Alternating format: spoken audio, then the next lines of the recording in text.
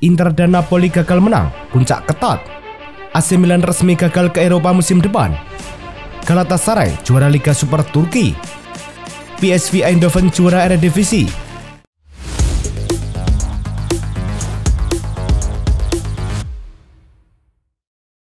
Halo Soccer Mania, kembali lagi di Blessing Soccer News. Kali ini kami sudah siapkan berita-berita terbaru seputar dunia sepak bola. Tentunya untuk kalian semua, selamat menyaksikan.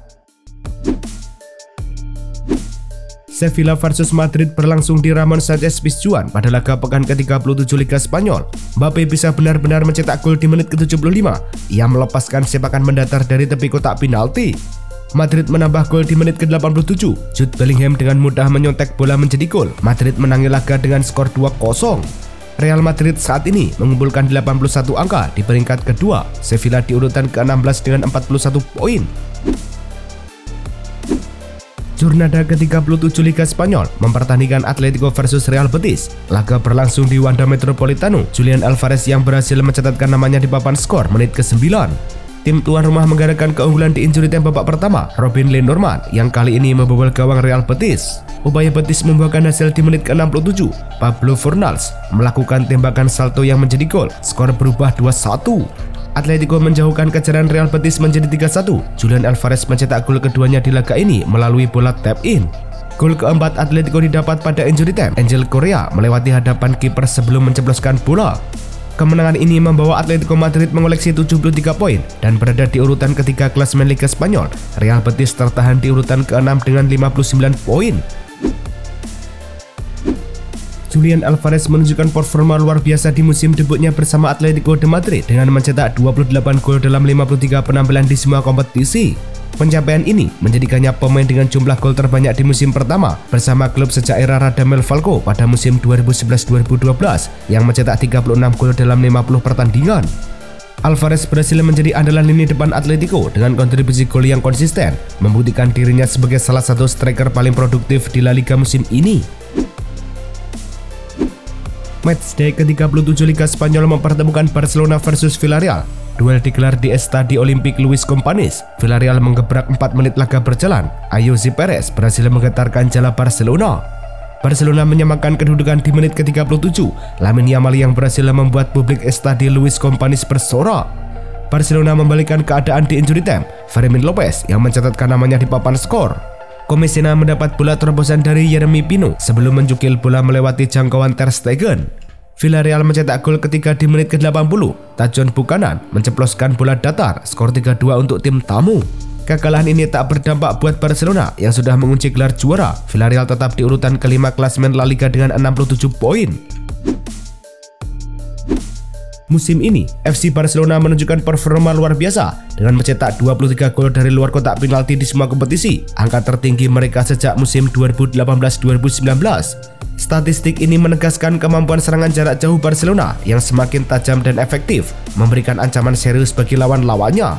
Salah satu pemain yang menjebol adalah Lamine Yamal yang telah mencetak 5 gol dari luar kotak penalti di Liga, menjadikannya pencetak gol terbanyak dari jarak jauh di antara 5 liga top Eropa musim ini. Arsenal versus Newcastle berlangsung di Emirates Stadium. Ini merupakan duel perebutan tiket ke Liga Champions. Setelah bermain imbang 0-0 di babak pertama, gol kemenangan Arsenal tercipta di babak kedua lewat Declan Rice. Hal itu memastikan Arsenal mengunci tiket ke Liga Champions untuk musim depan. Arsenal duduk di posisi kedua dengan 71 poin. Newcastle, Chelsea, dan Aston Villa secara beruntun di belakang Arsenal dengan 66 poin. Declan Rice tampil luar biasa musim ini dengan keterlibatan langsung dalam 19 gol di semua kompetisi, terdiri dari 9 gol dan 10 assist. Catatan ini menjadikannya pemain kedua terbanyak berkontribusi gol di Arsenal musim ini setelah Bukayo Saka yang mencatat 25 keterlibatan gol.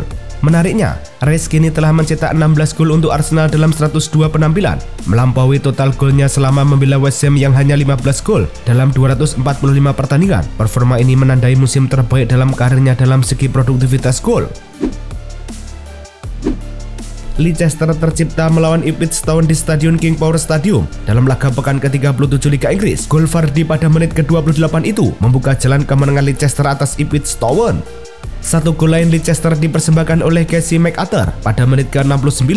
Perpisahan verdict kian manis karena Leicester menutup duel melawan Ipswich dengan kemenangan 2-0 dengan torehan gol ke-200 tepat di laga ke-500 Vardy bersama Leicester.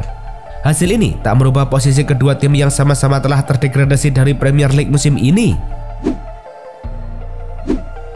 Musim 2024-2025 menjadi catatan kelam bagi Southampton setelah mereka resmi terdegradasi dari Premier League.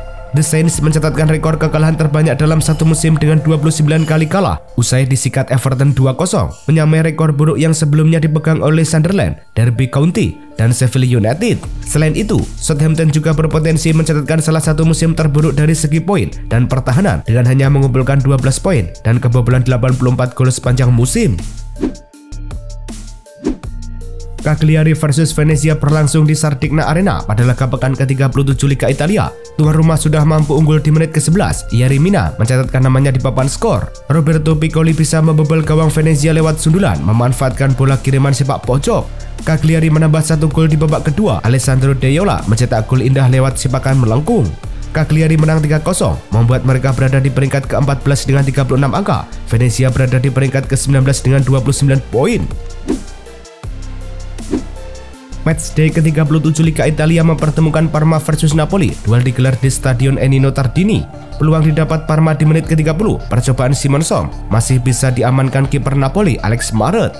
Kedua tim gagal mencetak gol hingga peluit panjang berbunyi. Parma versus Napoli tuntas tanpa gol. Hasil ini tak mengubah posisi Napoli di puncak klasemen Liga Italia.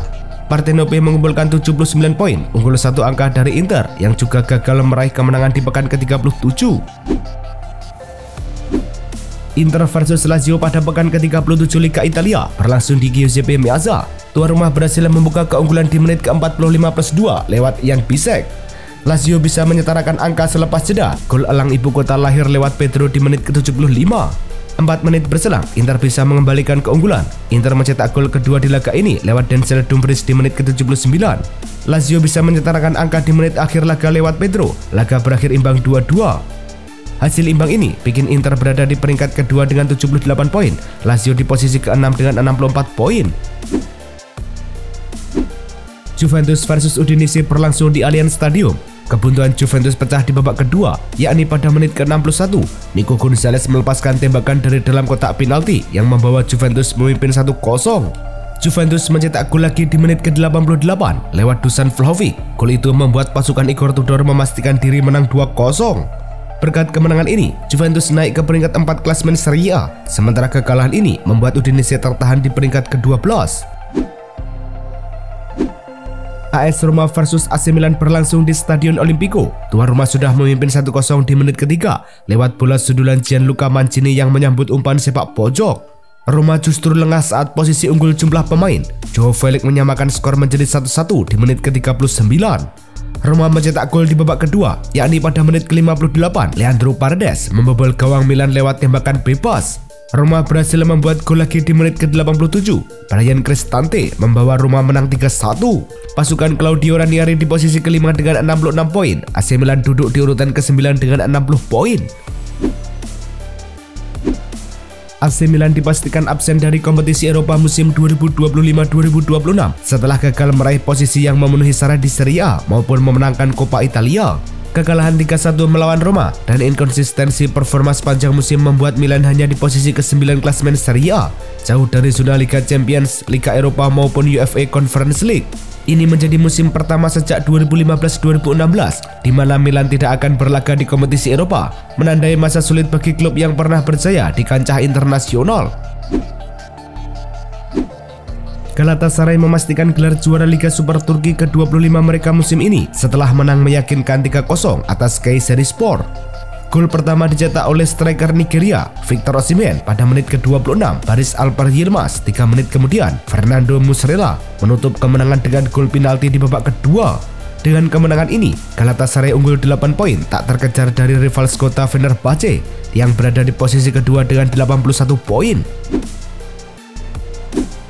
PSV bertandang ke markas Sparta Rotterdam di Sparta Stadion Het Kasteel. Dalam pekan terakhir Eredivisie, tim tamu memimpin 1-0 di babak pertama lewat Ivan Perisic pada menit ke-27.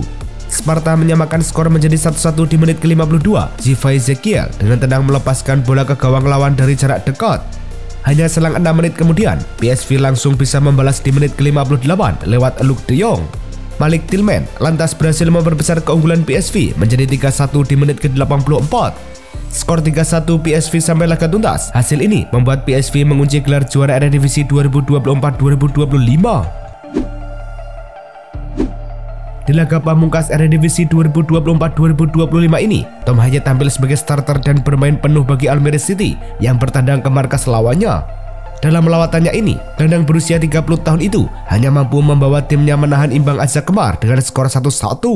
Di laga itu, Tom Haye mendapatkan rating 7,8 dari SofaScore, membuat 1 tembakan membentur mistar, 3 umpan kunci, dan 40 operan akurat.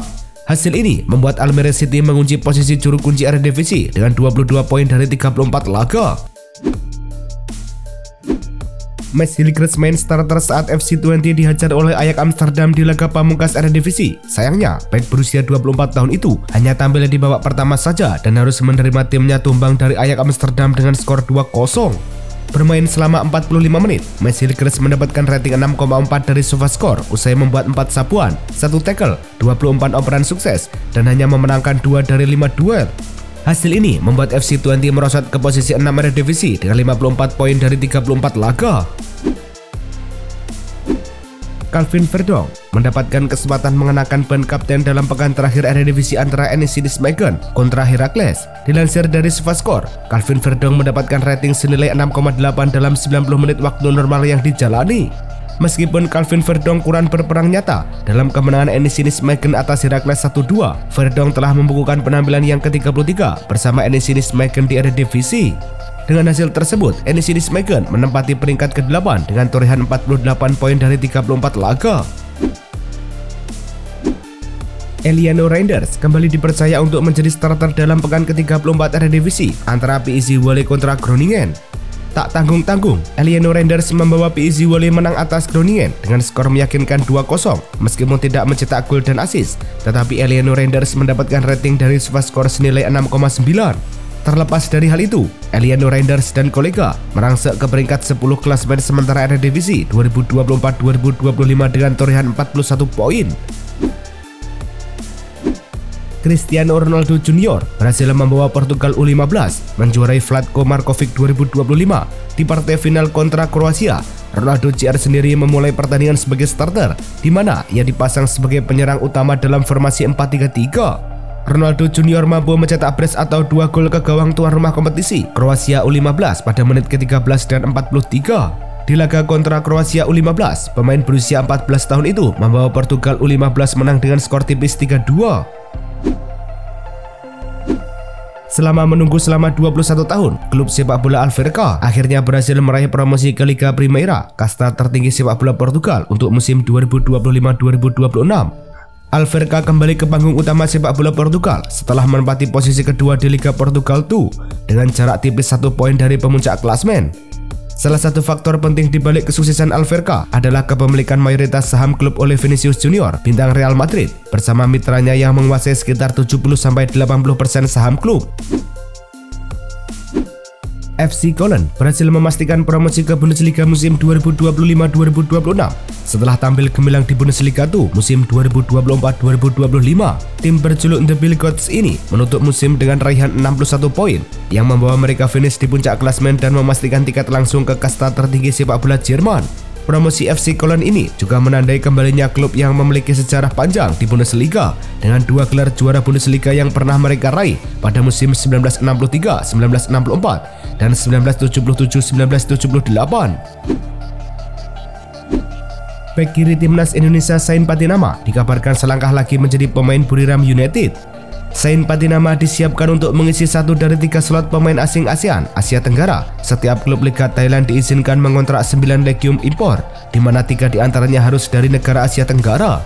Menurut laporan akun tersebut, Zain Patinama dijadwalkan melakukan tes medis pada Senin. Jika lolos tes tersebut, ex pemain KISU Pen tersebut akan diresmikan oleh Buriram United sebagai pemain baru mereka.